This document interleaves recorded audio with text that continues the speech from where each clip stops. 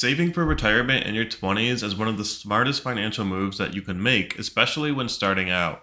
This is because time and compound growth does most of the heavy lifting in the beginning. That way, when you reach retirement, you have enough saved up so that you can easily live a comfortable lifestyle in retirement. You don't need a huge salary to get started, but you do need consistency and you need a plan. In this video, I'm going to walk you through how to get started, and also, as a bonus at the end, I'm going to show you how you can retire early and build a plan to accommodate for that. For me personally, I started investing in my retirement accounts in my 20s when I realized that I was missing out on my employer match that my company offered. I also got married and I realized that I need to have a plan for the future if I want to live a comfortable life in retirement. See, when you're in your 20s, it can be very easy to think of only the short term. Maybe you're thinking about just the next month or what your expenses might be for the next year. There are so many things that can happen in your 20s, such as moving out, buying your first house, having a kid, and even getting married. So it's very easy to forget all about retirement and not contribute anything to your retirement at all. However, only relying on Social Security in your retirement is not going to leave you very satisfied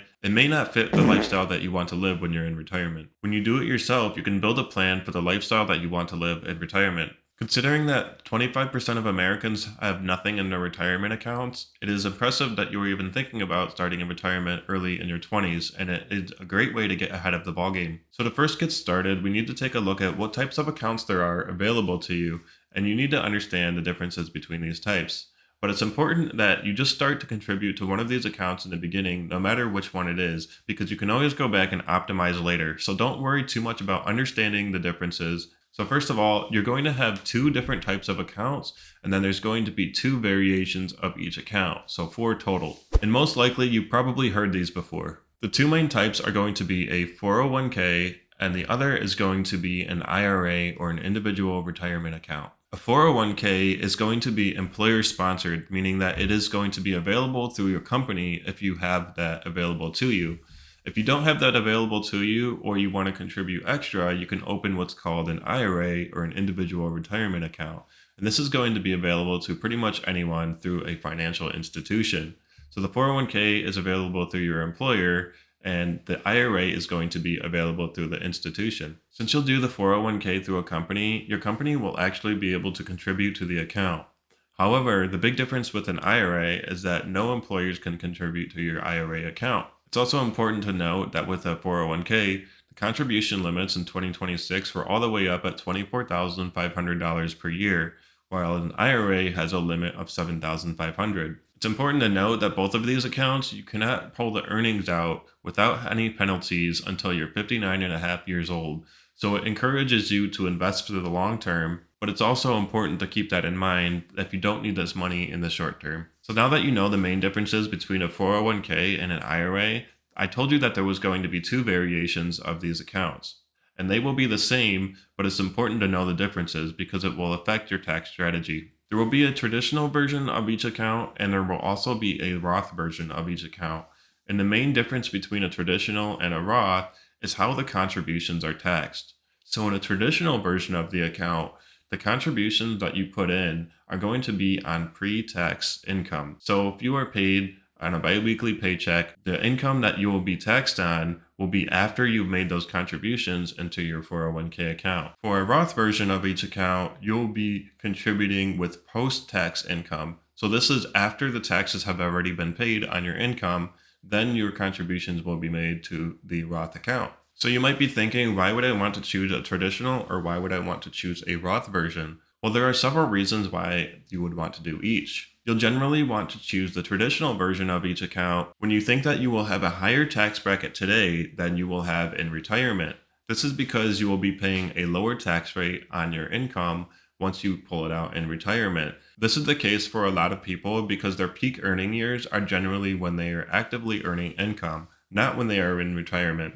However, there are certain cases when you would want to choose a Roth account over a traditional account. One of these examples would be when you are early in your career. So when you're early in your career, you generally will have a lower income, and you generally will have a lower taxable income as well. So as a result, you would open a Roth account and pay taxes on that money and go ahead and contribute it, and then have it tax-free in retirement, which at that point you may have accumulated a lot of assets, and you may actually have a higher taxable income in retirement than you would when you were first starting out in your career. This is one of the cases when you choose a Roth account. Another reason is that you would just want tax-free money in retirement. It's a lot easier to manage your taxable income in retirement when you have a consistent amount that you can expect to be tax-free when you are in retirement.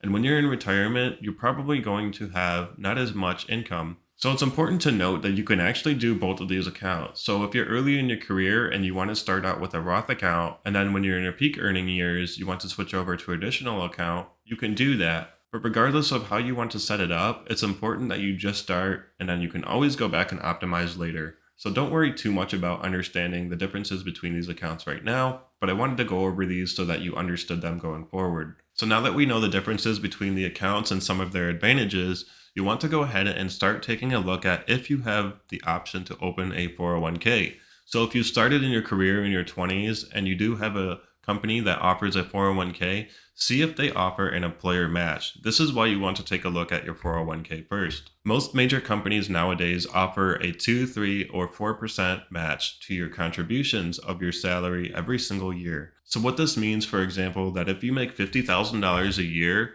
with a 3% match, you would contribute $1,500 per year to a 401k account. And then the company would contribute an additional $1,500 to your 401k account, which is essentially a 100% return on your money for free, and it allows your compound growth to start even faster. So it's really a no-brainer and is a great net worth hack to increasing your net worth, especially when you're in your 20s. So if I throw a graph up of compound interest, you can see that in the end, it starts to really increase exponentially. So the faster you can get to that point where it's increasing exponentially, it will have a great impact on your life, especially in retirement. And having an employer match your 401k contributions is going to make a great impact on that. So using the same example of making $50,000 per year and getting a 3% match, it is only $58 per biweekly paycheck. If you have it automatically taken out of your paycheck, every single paycheck, and you get used to having that amount taken out, you honestly won't miss it. So it's really good to get into the habit of automatically taking it out. That way you can start your 401k contributions and have the employer match be met every single year. If you really don't want to feel the effects of starting to contribute to your 401k and getting that employer match, a lot of companies will have a merit increase of 2 to 3% every single year. So you can do it when you get this increase if you get an increase every single year.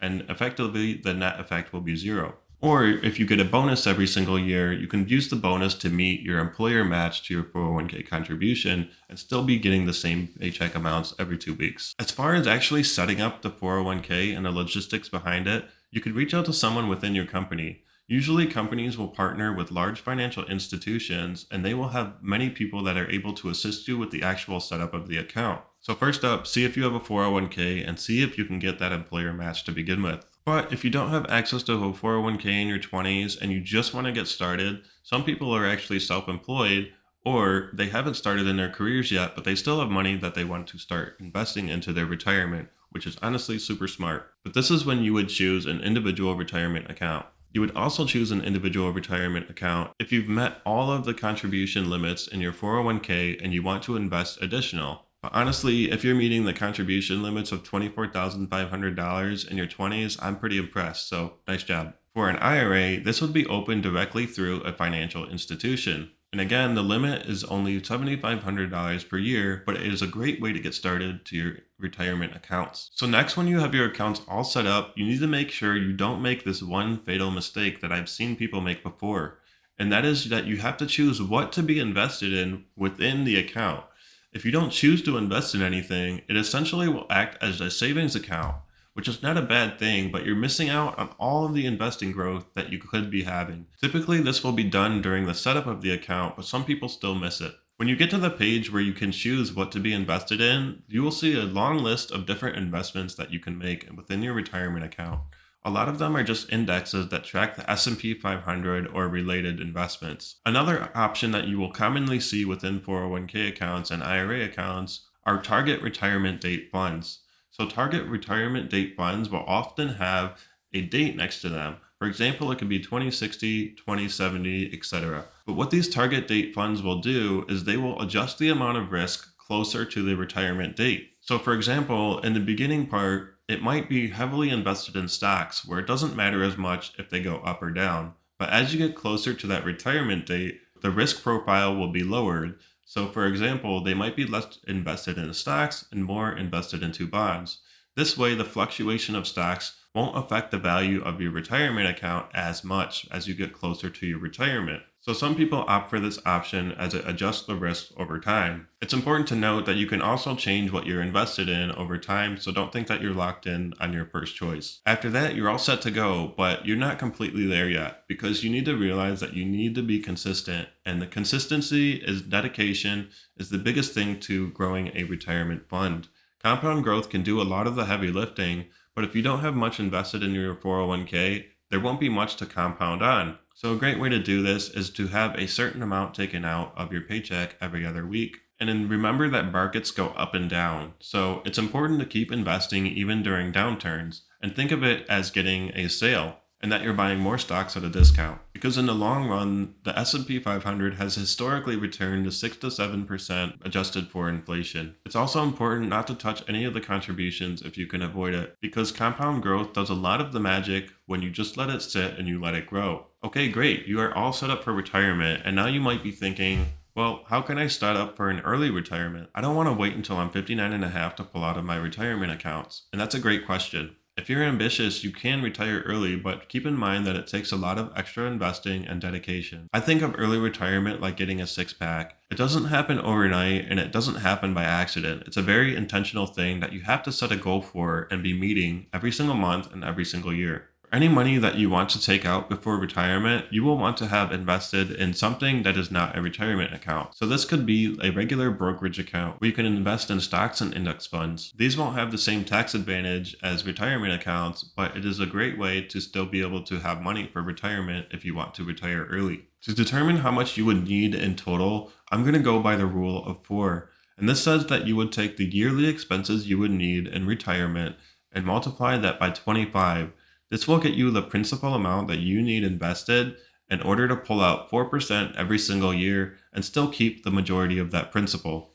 The idea behind this is that the market on average will grow 6 to 7% every year adjusted for inflation, so the 4% that you take out still allows the account to grow and maintain that principal balance. The rule of 4 is not always perfect, but it's a good principle that a lot of people use for retirement planning. For example, if you plan on having $100,000 in expenses in retirement every single year, you would need $2.5 million invested into the market, pull out 4% every single year, and protect that initial investment. It's also important to keep in mind that reducing any debt or any mortgages that you might have is going to greatly reduce your monthly expenses in retirement.